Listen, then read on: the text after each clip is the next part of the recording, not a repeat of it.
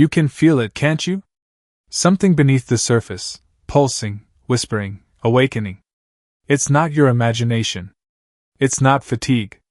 It's a force, ancient, electric, unstoppable, moving through your body right now. The air feels heavier. Time feels slower. Your emotions? Wilder, deeper, harder to explain. That's because something sacred is happening inside you. The divine feminine is rising, and November is the trigger. This month isn't about chaos, it's about calibration. Your body is being rewritten at a cellular level. The light you used to chase? It's now chasing you. Every heartbeat, every breath, every ache in your bones is part of the upgrade. You're not falling apart, you're being rebuilt. The divine frequencies flooding Earth right now aren't subtle anymore, they're physical. They're moving through your spine, your skin, your womb, your heart, transforming you from within. So if you've been feeling tired, emotional, strangely restless, stop doubting it. This isn't coincidence. This is initiation. The divine feminine is remembering her true design, turning pain into power, sensitivity into strength, softness into revolution. This is not the energy you control. It's the energy that claims you. Welcome to Divine Feminine. The November shift is here. It's targeting your body, and you can't stop it. Now let's step into what this shift really means, and why your body feels it first. There comes a time in every soul's evolution when healing no longer feels like a search, but a remembrance. Deep within your cells lies the record of lifetimes, moments of love, fear, joy, and pain, all imprinted in the very architecture of your being. Your body is not merely flesh, it is a living library of divine memory. Every ache, every shiver, every pulse carries a story your soul once lived and has now chosen to heal. This is not punishment, it is revelation. What rises to the surface now are not wounds reopening, but codes awakening. As higher frequencies of light enter your field, they begin to rewrite old emotional signatures buried in your cellular memory. The grief, the tension, the fatigue are simply echoes of energies dissolving under illumination. Your cells are learning to sing a new song, one of harmony, coherence, and truth. Where there was once contraction, expansion begins. Where there was fear, light flows freely. The process can feel raw, even overwhelming at times, because the body is literally releasing densities that have existed for centuries within your lineage. Healing, then, is not about becoming something new. It is about remembering what you already are. The divine design of your body has always known how to return to balance, how to align with Source. The more you allow the light to move through you without resistance, the more these ancient frequencies recalibrate to their original tone. You are not learning peace, you are remembering it. You are not fixing yourself, you are awakening the perfection that was never lost. Every breath, every heartbeat is your body's way of whispering, "Welcome home." This is the return to wholeness, the remembrance of your eternal harmony. Emotions are not obstacles on your path, they are sacred messengers of transformation. Each wave of sadness, anger, or fear carries coded information, guiding you toward deeper self-awareness and liberation. When you feel deeply, you are not breaking, you are breaking open. Every emotion that rises is an invitation from the soul to return to authenticity, to clear what no longer resonates, and to remember the truth beneath the story. Pain is not punishment, it is energy asking to move, to be seen, to be set free. Crying, shaking, laughing, these are not signs of instability, they are the sacred languages of release. Your body knows how to cleanse itself through emotion the way the earth cleanses through storms. Tears wash away stagnant energy, trembling releases trapped memories, laughter restores circulation of light through your being. When you allow these natural expressions without shame or resistance, you are practicing emotional alchemy, turning dense vibration into pure radiance. The key is to feel without labeling. Instead of asking, "Why do I feel this?" ask, "What is this feeling teaching me?" When you stop naming emotions as good or bad, you allow them to reveal their wisdom. Grief becomes grace when you recognize its depth as love-seeking expression. Fear transforms into freedom when you witness it with compassion instead of judgment. The alchemist does not run from fire, she learns to dance within it. Your emotions are your teachers, not your enemies. Through them, your soul learns resilience, empathy, and expansion. The more you trust their rhythm, the more power they release. In truth, you are not meant to suppress or escape your emotions, you are meant to transmute them into light. That is the art of emotional alchemy, turning every tear into truth, every tremor into transformation. There is a quiet revolution unfolding within the divine feminine, a rebirth of sensual energy. For generations, sensuality was misunderstood, labeled as sin or temptation, when in truth it is one of the purest expressions of divine presence. Sensuality is not about desire alone, it is about awareness, the ability to feel life fully through the senses. When you taste, touch, breathe, and move with presence, you invite the divine back into your body. The sacred returns not through denial, but through embodiment. As you awaken to this truth, the creative current begins to flow once more.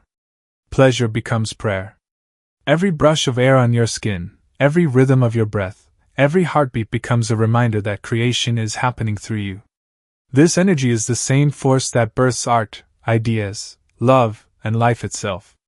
When you embrace pleasure without guilt, you reconnect to the river of vitality that nourishes your soul and body alike. It is not indulgence, it is remembrance. At the center of this awakening lies the womb, the ancient generator of manifestation and intuition. The womb is not only physical, it is energetic, the seat of creative intelligence. When it feels safe, when it is honored, its power awakens naturally. The feminine no longer creates from survival or need, but from joy and inspiration. Feeling safe in your own body becomes the foundation of your spiritual rebirth. The rebirth of sensual energy is the reclaiming of your sacred right to feel. To be fully alive, to let divinity move through touch, breath, and presence. This is the healing of ages, the moment the divine stops being distant and starts pulsing through your very skin. In sensuality, you remember, heaven has always lived in your body. The true center of your power is not the mind, it is the heart. The heart is more than an organ, it is a quantum field, a bridge between dimensions, and the most magnetic source of creation in existence. When the heart is open and coherent, it radiates an electromagnetic field so vast it influences the reality around you. This is heart coherence, the alignment of emotion, thought, and spirit into one harmonious rhythm. In this state, creation becomes effortless because it flows through love, not force. As you awaken, your heart begins to expand beyond emotional defense and into divine openness. The walls built from past pain start to dissolve, not through effort, but through remembrance. The soul whispers, "It's safe now." And in that safety, vulnerability becomes power. True strength is not in guarding the heart, but in allowing it to feel without fear. This openness does not make you fragile, it makes you infinite. Through surrender, the heart becomes a portal where heaven meets humanity. Compassion then becomes your natural frequency, a vibration that heals not only you, but entire timelines connected to your soul. When you choose forgiveness, you rewrite patterns of pain that have echoed for lifetimes. Every act of understanding, every gentle thought, every word of kindness ripples through the quantum field, recalibrating reality itself. In moments of stillness, you can feel it, your heartbeat syncing with the pulse of the cosmos. The rhythm of your heart is not separate from the rhythm of creation. They are one. Every beat sends light through your cells and into the universe, a silent affirmation of life's divine unity. The heart's quantum expansion is the remembrance that love is not an emotion, it is the architecture of existence. Within every soul exists a sacred dance, the eternal interplay of the feminine and masculine energies. These are not genders, but divine principles of creation. The feminine moves through intuition, flow, and receptivity, the masculine through clarity, structure, and action. Together, they form the heartbeat of the universe. When they are in harmony, life moves with grace. When they are divided, we feel confusion, chaos, or longing. Spiritual evolution, then, is not about choosing one over the other, it is about remembering how to let them dance again. The awakened path invites balance, receptivity with direction, intuition with logic, softness with strength. The feminine teaches surrender, allowing the mystery of life to unfold without control. The masculine brings focus, purpose, and grounded action to that mystery. When one dominates, energy collapses into imbalance. Too much flow without structure becomes chaos, and too much structure without flow becomes rigidity. But when both energies meet in mutual respect, creation becomes effortless, and peace returns to the soul. This is the rise of the healed masculine within the feminine. She no longer fears action, clarity, or decision. Her inner masculine steps forward not to dominate, but to serve her intuition, to protect her flow, not restrict it. Likewise, the feminine within the masculine awakens his heart, teaching him to listen, to feel, to lead with compassion rather than control. Together, they form unity consciousness, the merging of heaven and earth, spirit and form, yin and yang. The dance of polarity is not about perfection, it is about rhythm. Every time you balance doing with being, speaking with listening, leading with surrendering, you restore the divine harmony within yourself. In that harmony, you discover wholeness, and through wholeness, you remember God's dance through you. Spiritual growth is not only found in meditation halls or sacred mountains, it is woven into the quiet rhythm of daily life. Grounding light through daily ritual means turning ordinary actions into living prayers. Every moment offers a chance to anchor divine energy into the physical world. When you drink water, you are not just hydrating your body, you are communing with the element of flow. When you walk barefoot, you are not merely touching the earth, you are reconnecting to the heartbeat of Gaia. When you breathe slowly and consciously, you are reminding your nervous system that peace is your natural state. These simple acts are not small, they are gateways. The soul does not seek grand gestures, it seeks presence. Every ritual, no matter how ordinary, becomes sacred when done with awareness. Washing your hands can become a cleansing of energy. Lighting a candle can become an invocation of light. Cooking, cleaning, resting, all can become expressions of devotion when infused with intention. Through repetition, these small rituals rewire your energy field, teaching your body and spirit to stay anchored in calm while the world moves around you. Creating sacred space does not require perfection or performance. It asks only for sincerity. When you slow down enough to feel each action, you are saying to the universe, I am here. I am grounded. I am ready to hold light. This is embodiment, devotion in motion. In grounding the light, you bridge heaven and earth through the simplest gestures of living. You bring the unseen into form. Every breath becomes a ceremony, every step a blessing, every act a prayer. This is how the divine becomes tangible, not through escape from life, but by infusing life itself with sacred presence. When the soul begins to awaken, creativity returns, not as a skill to master, but as a language of remembrance. Art, writing, music, and movement become natural byproducts of spiritual expansion. They are the ways the divine expresses itself through form. You do not make art, you become it. Inspiration flows not from effort, but from connection, from allowing the current of creation to move freely through you. This is sacred creativity, the merging of soul and matter, the dance of energy taking shape through color, sound, and word. Every creative impulse is the divine whispering, "Let me be seen." When you paint, sing, write, or dance from presence, you are transmitting frequencies of light into the physical world. Your creations heal because they carry vibration, the vibration of authenticity, of freedom, of truth. The purpose of art is not perfection, it is embodiment. To create is to remember that you are part of the Creator itself. In this return, joy becomes your creative state, not a distant reward. You no longer create to be praised or validated. You create because it is your nature. Joy is not something you chase, it is the energy that fuels creation itself. When you surrender to that joy, your life becomes a canvas of divine play. To channel beauty is to serve energy. Every poem, melody, or brushstroke carries light into places that words cannot reach. You become a vessel of transmission, healing hearts, awakening remembrance, and bridging spirit and form. The world does not need more art as entertainment, it needs art as prayer.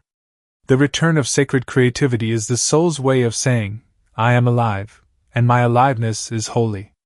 Every act of creation becomes a blessing, a quiet echo of the divine expressing itself through you.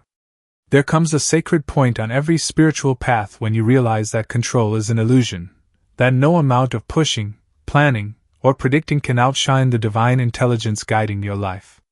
The energy of allowing and surrender is not about giving up, it is about giving in, returning to the natural rhythm of your soul.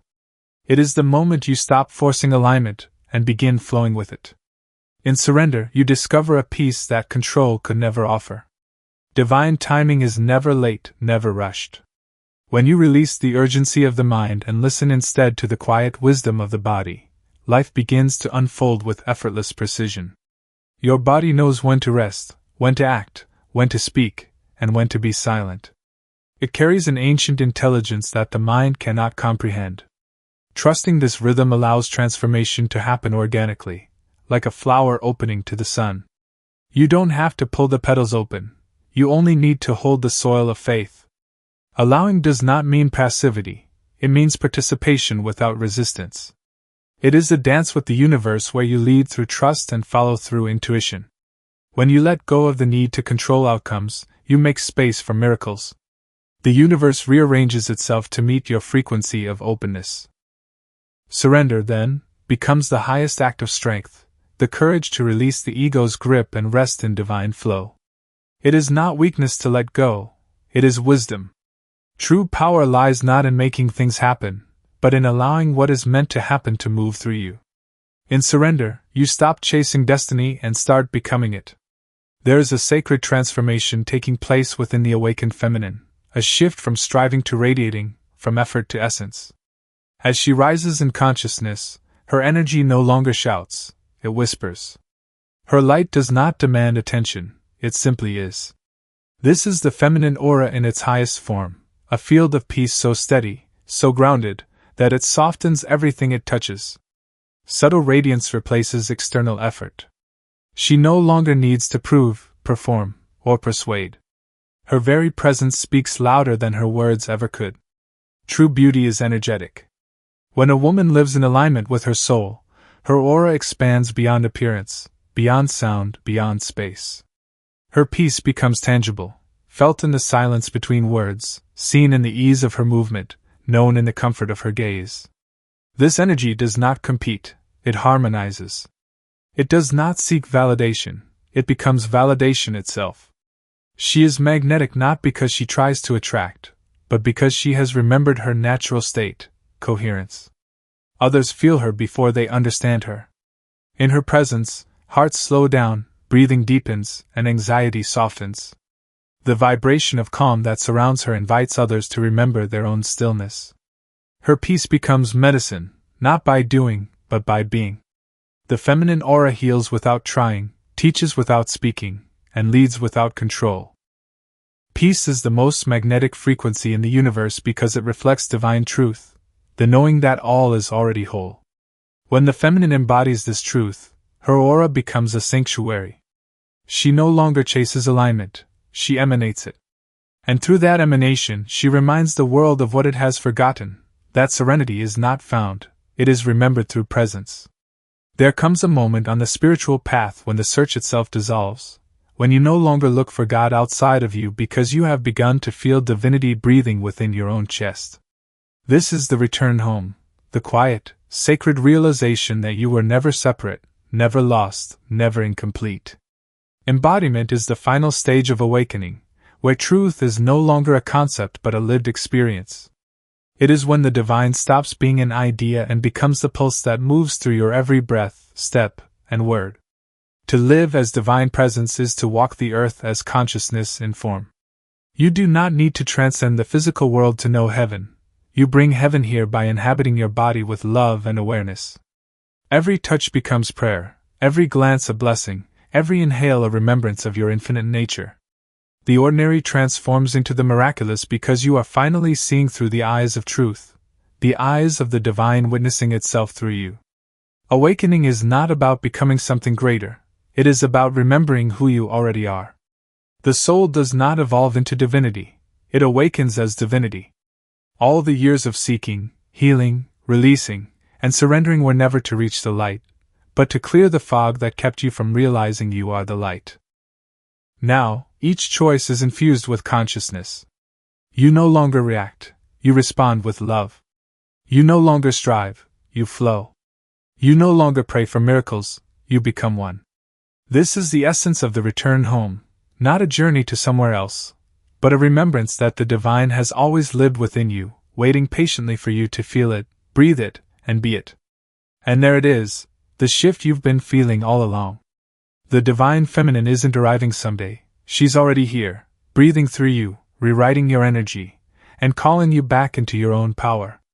What's happening in your body right now isn't random, it's remembrance. You're not breaking down, you're breaking open.